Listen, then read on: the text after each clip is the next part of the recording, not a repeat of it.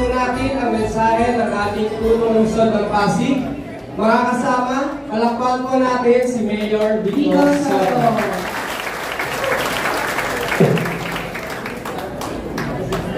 Maraming salamat po. Magandang umaga sa ating lahat. Good morning. Vice Mayor Dodot sa ating Sangguniang Panlungsod, sa lahat ng kawani ng nasyonal at lokal na pamahalaan. At lalo na siyempre sa ating mga bisita mula sa Philippine Sports Commission at sa Philippine Football Federation, Chairman Pato Gregorio, Press John Gutierrez, maraming salamat po sa inyo. Una sa lahat ay kami po ay pusong nagpapasalamat at congratulate din po natin sila at ang lokal na pamahalaan ng Pasig ay masaya na makatulong kahit paano sa matagumpay na pag-host ng Pilipinas ng first ever World Cup ng futsal sa women's. At dito pa po sa Pasig naganap ang mga event. Kaya congratulations. Thank you also for the opportunity. Siyempre sa FIFA, thank you for the opportunity. Napakasaya dahil dito sa Pasig City ang host ng event. At pangalawa, dito na lang din naman ng of course, napapasalamat tayo dun sa mga binigay po nilang mga bola equipment para sa grassroots sports natin. At alam naman po natin na proud talaga tayo sa grassroots sports natin, sports unit, at yung mga ibang coaches po natin. Hindi naman po natin pinagyayabang na number 1 po tayo nung nakaraang Batang Pinoy.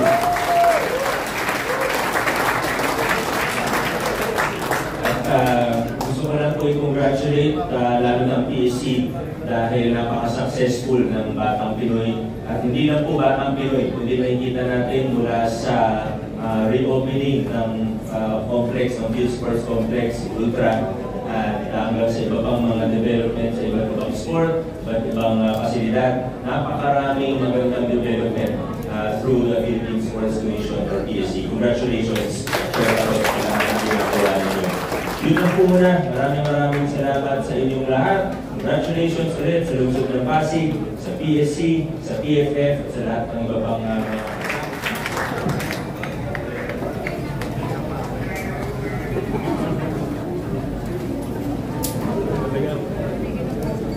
Magandang umaga po, Mayor, Vice Mayor, and City Council. It is my privilege to introduce and welcome here in front the Chairman of the Philippine Sports Commission, Chairman Patrick Pato Gregorio, and the President of the Philippine Football Federation, President John Gutierrez. Through the collaborative work of the City Government of Pasig, FIFA through the PFF, and the PSC, we made history by being the host city of the first ever edition of the FIFA Futsal Women's World Cup. To show FIFA's appreciation, the FIFA President, through Mr. John Gutierrez, hands over a token to our beloved Mayor.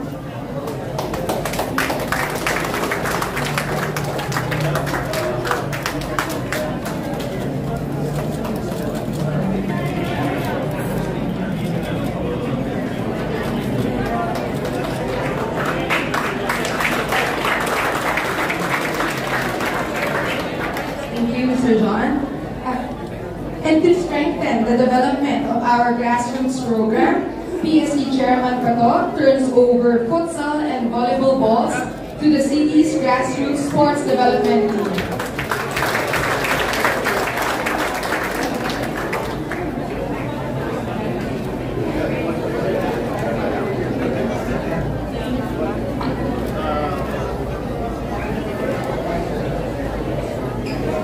Magandang umaga sa kanilang lahat. Ito po ay kaunting regalo mula sa PSC at sa Philippine Football Federation para we can further develop football and futsal in the city of Pasig. Ito po ay mga opisyal na bola na galing sa FIFA mismo. So ito po again as a token of our appreciation. Dear Mayor. Gandang umaga po. Kasama po sa aming donation sa City of Pasig, sa pamunuan ni Mayor Vico at Vice Mayor Ludo. Ito po ang tinatawag na volleyball light. Napakagaan po nito. Ito po ang binibigay sa mga bata para matuto sila ng volleyball na hindi masakit sa kamay. This is a new technology that is now being used all over the world to teach young kids how to play volleyball na hindi aaray habang naglalaro. Hindi mo po Mayor. Thank you again, Chairman Pado and President John. We are forever grateful for the trust and support of the PSC and the PFF. Maraming salamat po.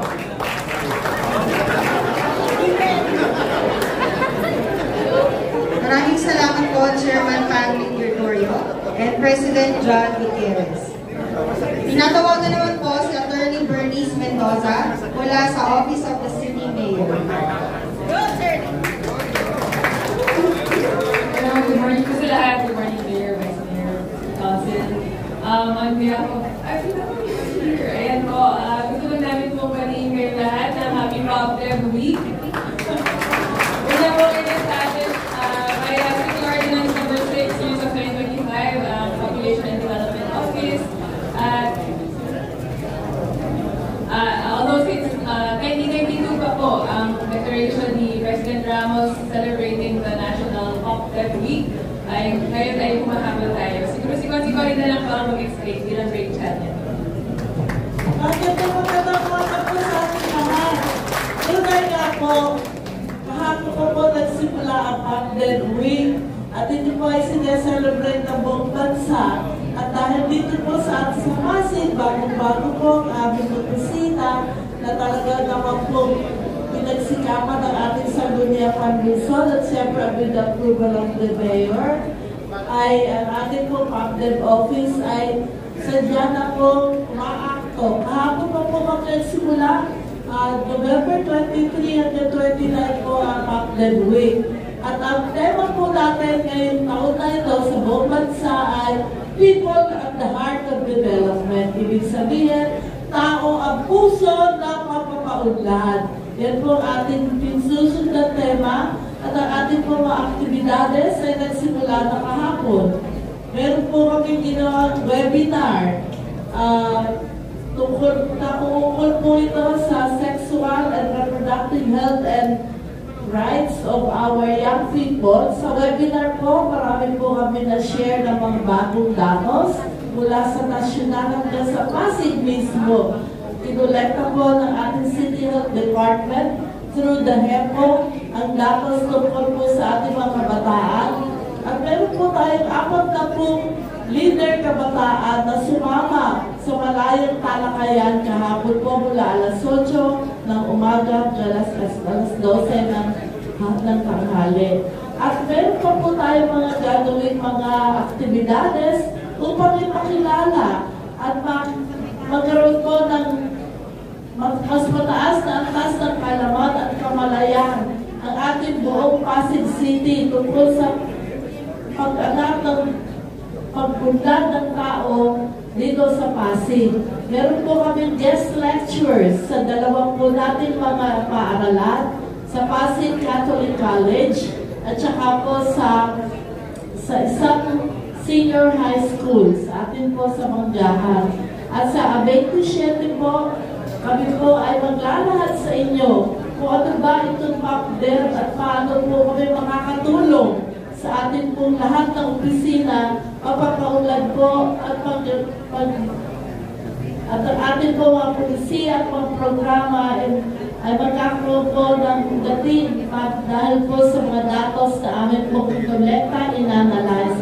Kaya sana po ang ating populasyon, ang populasyon ng Pasig ay magkaroon tayo ng tunay na kamalayan kung paano po tayong lahat na naglilingkod sa ating gobyerno ay makakatulong sa pagpapataas ng antas ng kalagayan ng ating mga Pasigenyo. Yun lamang po, maraming salamat. Happy Pop Dev Week!